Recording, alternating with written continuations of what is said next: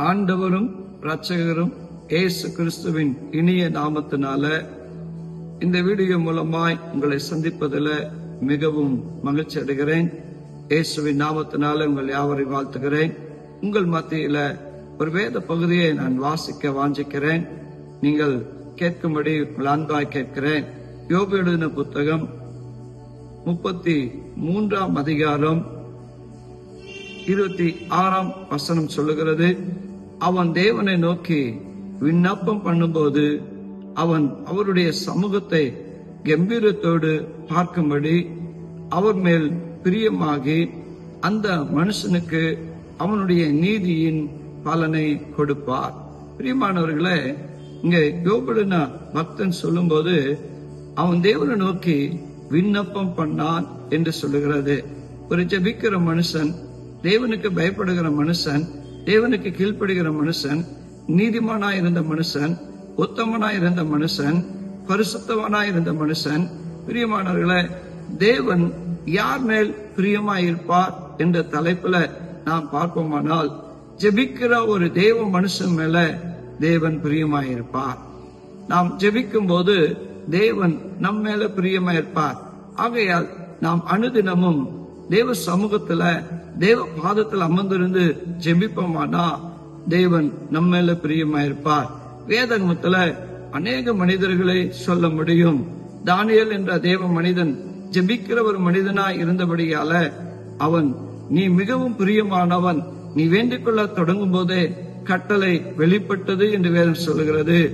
ஜெபிக்கிற ஒரு தேவ பிள்ளை மேல, ஜெபிக்கிற ஒரு தேவ மனுஷன் மேல தேவன் பிரியமா இருக்கிறார். இரண்டாவது காரியம், தேவனுடைய கிருபைக்கு பயப்படுகிற ஒரு மனுஷன் மேல் தேவன் பிரியமா இருக்கிறார். சங்கீதம் 147 சங்கீதம் 11 சொல்லுகிறது, தேவனுக்கு பயந்து தேவனுக்கு கிருபைக்கு காத்திருக்கிற மேல் தேவன் பிரியமா இருக்கிறாரா? தேவனுடைய பிள்ளைகளா இருக்கிற நாம் பக்தி இருந்த மட்டும் போதாது, தேவனுக்கு பயப்பட பிள்ளைகளா இருக்க வேண்டும். தேவனுக்கு பயந்து தேவனுடைய கிருபைக்கு காத்திருப்போமானால் நிச்சயமா தேவன் நம்மேல் பிரியமா இருப்பார். மூன்றாவது காரியம், யார் மேல தேவன் பிரியமா இருப்பார்? நீதிமொழிகள் 12 அதிகாரம் 22 சொல்லுகிறது, உண்மையாய் நடக்கிறவர்கள் மேல் தேவன் பிரியமா இருக்கிறார்.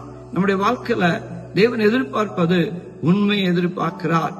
தேவன் நம்ம இடத்துல உண்மையாய் தேவனுக்காக நடப்போமானா, உண்மையாய் தேவனுக்கு வாழ்வோமானா, உண்மையாய் தேவனுக்காக நம் தன் வாழ்க்கையை ஒப்பு கொடுத்து வாழ்வோமானா தேவன் நம்ம மேல பிரியமா இருக்கிறார். நான்காவது காரியம், யார் மேல தேவன் பிரியமா இருக்கிறார்? உற்சாகமாய் கொடுக்கிற மேல் தேவன் பிரியமா இருக்கிறார். 2 கொரிந்தியர் 9 அதிகாரம் 7 சொல்லுகிறது, உற்சாகமாய் கொடுக்கிறார். தேவனுடைய ராஜ்யத்துக்கு, தேவனுடைய தரிசனத்துக்கு, தேவனுடைய உன்னதமான பணிக்கு உற்சாகமாய் கொடுக்கிறவர்கள் மேல தேவன் பிரியமா இருக்கிறார். இந்த 4 காரியங்கள் நம்முடைய வாழ்க்கையில மிக மிக அவசியமானது. தேவன் நம்மேல் பிரியமா இருக்க வேண்டுமானால் நாம் ஜெபிக்க வேண்டும். தேவன் நம்மேல் பிரியமா இருக்க வேண்டுமானால் தேவனுக்கு பயந்து தேவனுடைய கிருபைக்கு காத்திருக்க வேண்டும். தேவன் நம்மேல் பிரியமா இருக்க வேண்டுமானால் நாம் உண்மையாய் தேவனுக்கு வாழ வேண்டும், உண்மையாய் நடந்து கொள்ள வேண்டும். தேவன் நம்மேல் பிரியமா இருக்க வேண்டுமானால் தேவனுக்காக, தேவனுடைய ராஜ்யத்துக்காக, தேவனுடைய உன்னதமான பணிக்காக, பரலோகத்தின் சித்தம் பூலோகத்தில் நிறைவேற்றுவதற்காக, தேவனுடைய ராஜ்யம் ஸ்தாபிப்பதற்காக நாம் கொடுப்போமானால் தேவன் நம்மேல் பிரியமா இருப்பார். கர்த்தர் உங்களை இதன் மூலமாய் இந்த வார்த்தை கொண்டு உங்களை ஆசீர்வதிப்பாராக. ஆமென்.